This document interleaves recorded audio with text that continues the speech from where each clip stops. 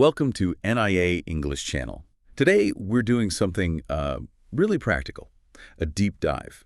We've looked closely at two different descriptions of daily routines, from waking up right through to going to sleep. And our mission, really, is to pull out the most important, the core verbs and words that A1 English learners absolutely need. Think of it as a shortcut to talking about everyday life. Exactly. If you feel a bit lost with long vocabulary lists, this is the blueprint. We're giving you that foundation for conversational English, going step by step through the day. The goal is pretty simple. By the end, you should be able to put together a basic story about your day. Okay, let's get into it then. The morning routine, that's where it all starts.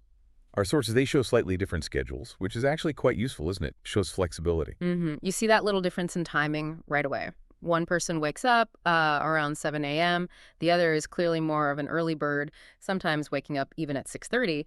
But what's really crucial here for you, the learner, isn't the exact time. It's those first two key phrasal verbs, wake up.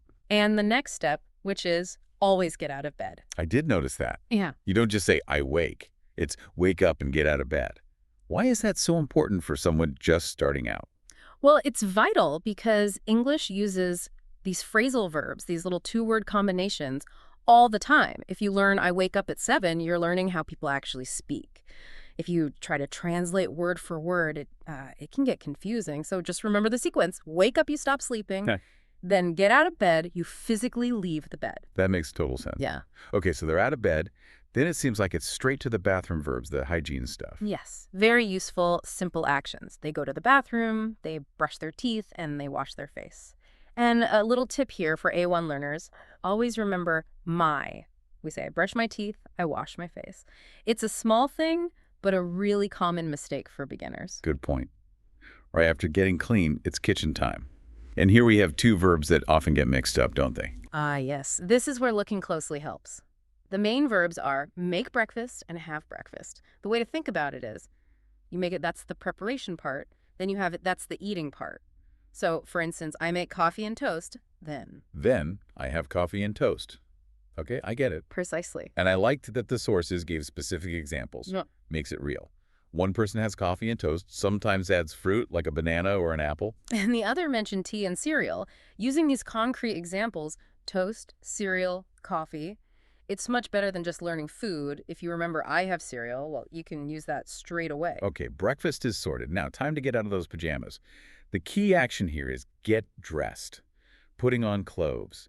Another one of those phrases you just need to learn as a chunk, right? Absolutely. Get dressed. Yeah. Essential. And if they're heading out, there are those final clothing-related phrasal verbs. They put on their shoes and maybe put on a coat or a jacket, depending on the weather. And then that really important sequence, leave the house and go to work. Now, our sources showed a bit of variety here. One person goes to an office every day.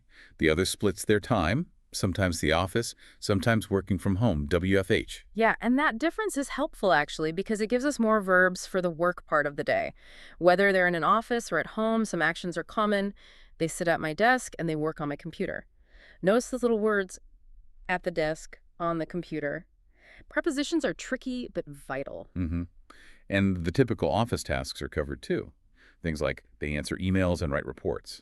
Simple, active verbs for what people do all day. And connecting that to the setting, the office routine often includes having meetings, where people get together to talk about work stuff. But the working from home routine sometimes involves different tasks, like maybe writing articles or preparing lessons. And meetings are often online meetings. Learning these as pairs, like online meetings, is really useful. Then, smack bang in the middle of the day, everyone needs a break, time for lunch. And the verb again is have lunch. Right.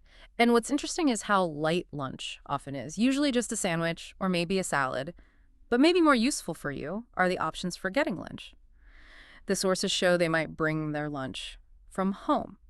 Huh? Or if they're working from home, they might make lunch there. Or sometimes they might go out to eat, maybe near the office. And after the break, it's pretty straightforward. Yeah. Go back to work until the day is done. The evening. That wind-down period, it starts with that feeling, doesn't it? That great feeling when you finally go home. Definitely. And right after getting home, it seems the priority is just unwinding. We see those classic relaxation phrases. They relax on the sofa. Notice it's on the sofa. Right. And watch TV. Then comes the main evening task for many, cook dinner. The examples were nice and simple, perfect for A1 level. Things like cooking pasta, making a simple soup. Oh, and one mentioned trying new recipes. I like that shows even basic vocabulary can include something a bit more interesting.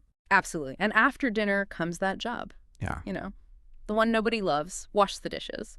One source even said, it's not my favorite activity, but it has to be done. Mm-hmm. Yes, I think we could all relate. Wash the dish is probably the most essential but least fun verb. Couldn't agree more.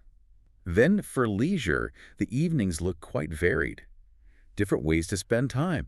They might read a book or talk to my family or talk to friends, connecting with people or having quiet time. And maybe some light activity or enjoyment too. Like they might go for a walk, simple phrase using go or listen to music, often something relaxing, kind of preparing for sleep. And wrapping up the whole day, we circle back to hygiene. Again, very consistent in the sources. They brush their teeth again, so definitely framed as a good habit. Yep, morning and night. And then the final action in the whole sequence. Yeah. Go to bed. And there's one last little detail that helps learners, the slight difference in bedtime.